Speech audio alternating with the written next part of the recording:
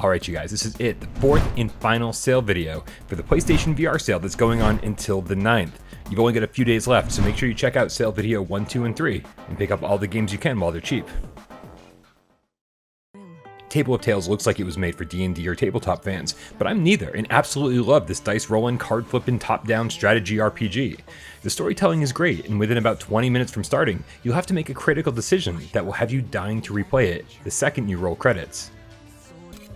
The writers of The American Dream attempted to poke fun at America's obsession with guns by making a satirical shooter where everything you do is done by shooting stuff. I don't know, I wanted to like this one, but the humor didn't land with me, and I didn't think the environments were interactive enough to keep me entertained during the more narrative-heavy parts.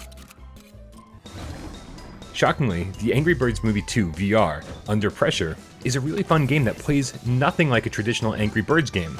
It's ideally played with a few local couch co-op players, and you can shout orders at each other like Overcooked, so if you get some friends together, this is a great game. Not so much by yourself though. If you're going to play The Assembly, a first-person adventure that's heavy on narrative and puzzle solving, first, put down the Move controllers and pick up your DualShock 4 for some full locomotion. The pace is slow and you'll be listening to audio records and reading emails for clues, but if you're patient, there's a super polished, extremely memorable story here.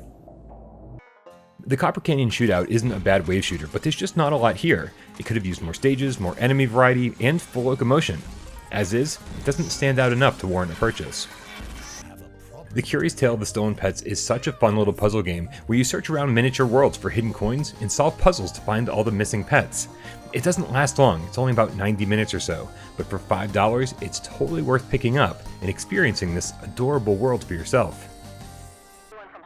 The two complaints you'll hear most about The Exorcist Legion VR is that it's a little expensive for what you get, and occasionally you'll run into a game-breaking bug in Chapter 3. But at 40% off, The Exorcist Legion VR is a great price and offers up some of the scariest moments you'll ever encounter in any video game, anywhere. The Grand Museum lets you teleport around the few rooms of a museum to see some detailed statues, but there's really nothing special here.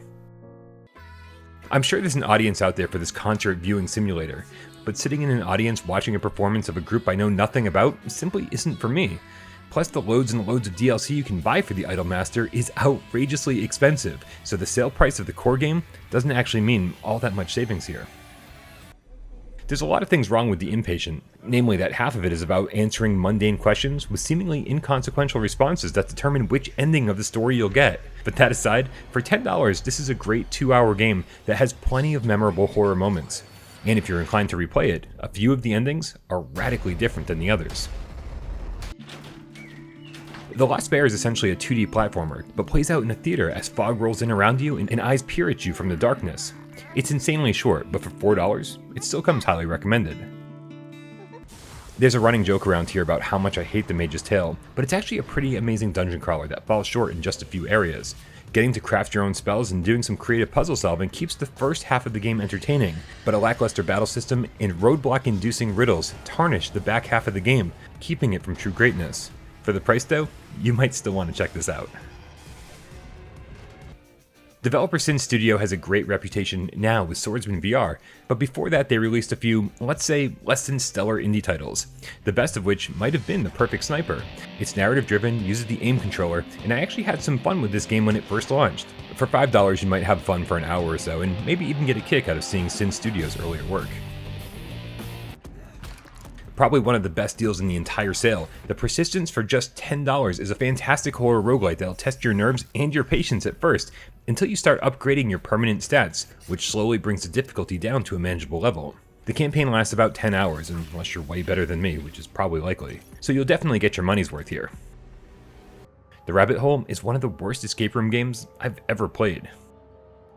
The Room VR A Dark Matter is one of the best escape room games I've ever played. It's creepy but never scary, tells a decent story, and the puzzles are elaborate but always wind up making sense in the long run. The only downside here is the node-to-node teleportation and the lack of any real secrets or multiple puzzle solutions, essentially making this a one and done.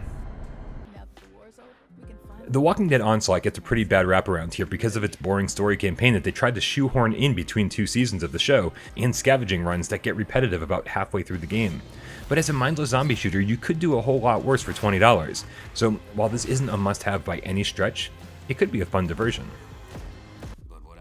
Easily the best zombie game on the platform, The Walking Dead Saints and Sinners has such an addictive gameplay loop that it's hard to put down. Heading out every morning into the zombie apocalypse to scavenge materials and fill up your backpack alone is a lot of fun, but adding tons of mission objectives, crafting, and a decent overarching story, and you've got one of the best PSVR games ever made.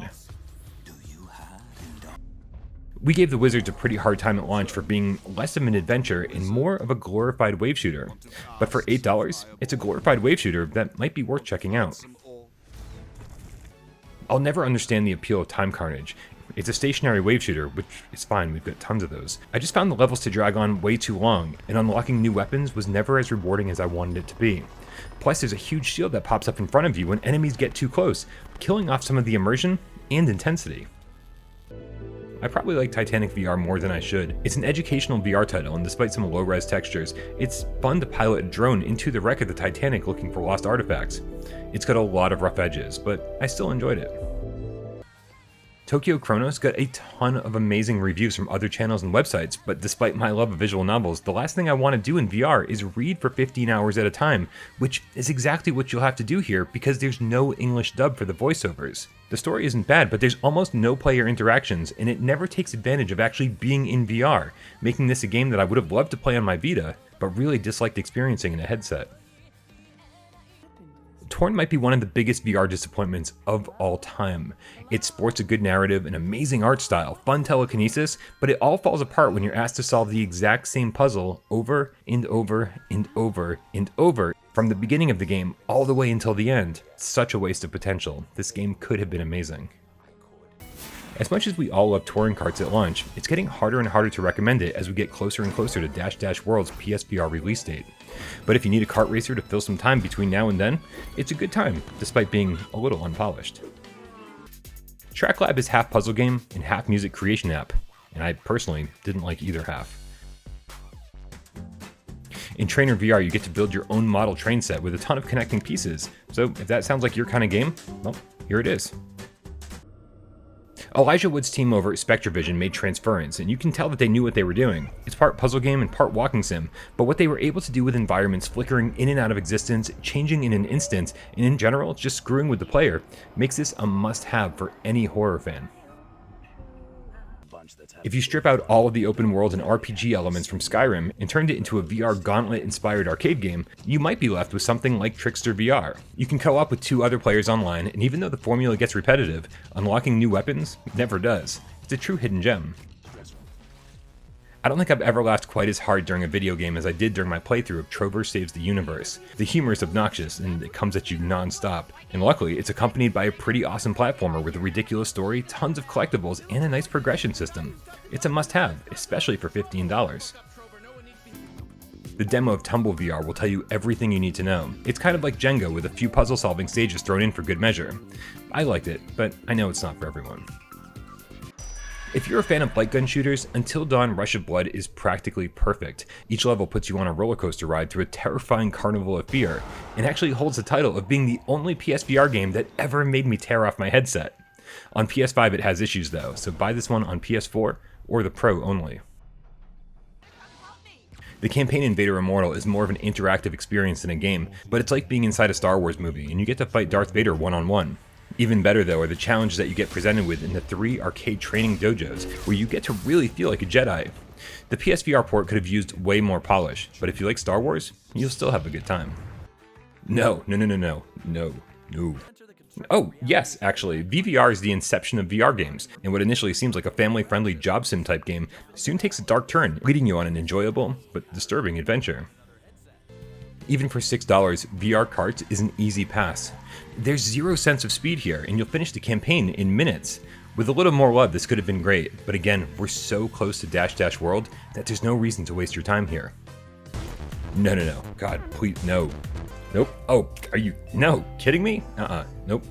Waltz of the Wizard was a fun little sandbox to experiment in, discovering and combining different spells, teleporting to weird locations, and just tearing apart the room to find anything that might be hiding. The developers stopped bringing their updates to PSVR, but Watir is still worth checking out if you like experimenting. A one-on-one spellcasting game seems like it would be amazing, but using node-to-node teleportation kills the excitement, and Wands made it to PSVR long after something like this would have been exciting for VR gamers.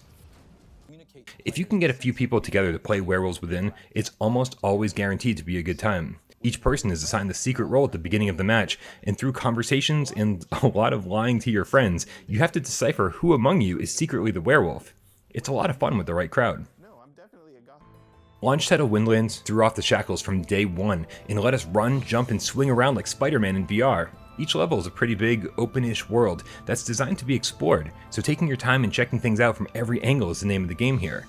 There's no combat though, making this a little less exciting than it should be, but luckily Windlands 2 will be here very, very soon. Winds and Leaves is a pretty cool, relaxing game where you explore a big open world and bring it back to life by planting trees. The gameplay loop is mildly entertaining, a little relaxing, but didn't grab me the way that it was supposed to. You might want to watch my full review to help figure out if this game's for you. For half price, Witching Tower is a fun adventure, somewhat reminiscent of Shadow Legend with some cool VR interactions, puzzles, and honestly, pretty lackluster combat, but definitely worth checking out for half price. Wraith is Sin Studios' first PSVR game, and I really wanted to like it. It's a horror-themed wave shooter, but the selling point here is the real-time store that you access during the level to buy better weapons and ammo. But outside of that one cool mechanic, the Brookhaven experiment does everything Wraith does about 1,000 times better. Once you get the web-slinging mechanics down, Jupitergrad is a lot of fun. The campaign doesn't last nearly as long as I would have liked, but there are a ton of time trials here to keep you busy. This is good stuff.